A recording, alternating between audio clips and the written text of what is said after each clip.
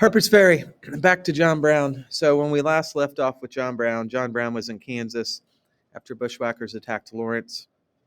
Um, he plotted revenge and he killed 5 or 6 pro-slavery people at Pottawatomie Creek, the Pottawatomie Creek Massacre, and this made Brown a national figure. Once he did that, he was a wanted man by the bushwhackers. So he ended up going back east. If I remember right, one of his sons that participated in the massacre, the bushwhackers found and killed him. Anyway, he went back east for a couple years. He ended up coming back to this area a few years later.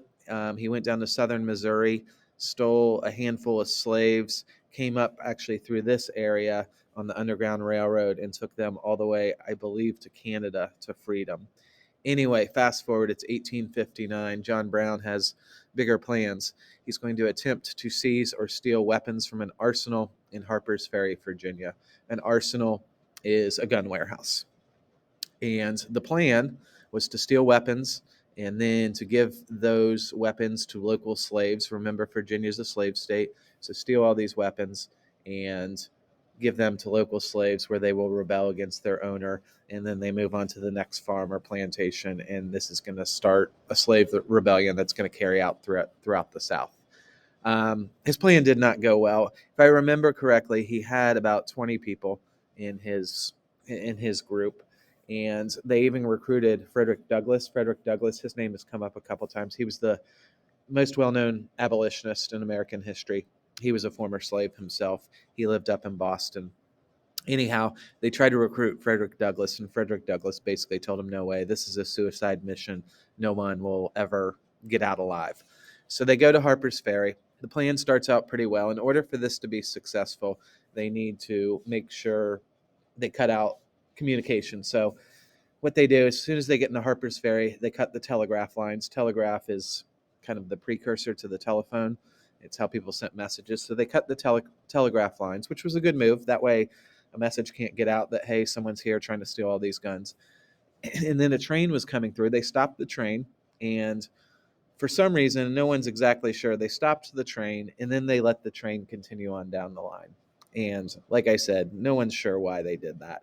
That proved to be a big mistake because the train went down to the next town. They get out a message that, hey, something's going on at Harper's Ferry.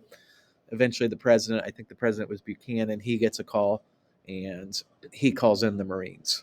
And so John Brown, they go into the arsenal. At this point, they're spotted by some people that work there. They get word out to the local militia. The militia shows up. You kind of have a gun battle. It goes on over the course of 2 days. Eventually, the Marines come in. It was actually Robert E. Lee, who we'll talk about next unit a lot. He was sent in. In the end, all of his men were either killed or captured. Brown survived it. He was convicted of treason and was executed for his crimes. Treason is betrayal of country. He's trying to break into the national arsenal. That's pretty much the definition of treason. So he was executed. The day of his hanging, this is what he said. He said, I, John Brown, am now quite certain that the crimes of this guilty land will never be purged away but with blood.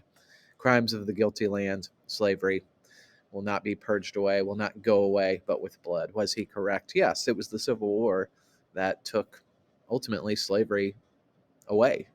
So he was correct with that. And this is somewhat of a famous image when he was hung. And again, it was all about perspective. Northerners, a lot of he was hung at noon. That's typically when people were hung. And in New England, he wasn't hung in New England. This was probably in Virginia, I would assume. But in New England at noon when he was being hung, a lot of the local towns they ring their church bells in tribute to him. Meanwhile, Southerners, this is the enemy. This is what you don't want. John Brown's running around trying to steal weapons to give to the slaves. So when he was hung, this was party to them.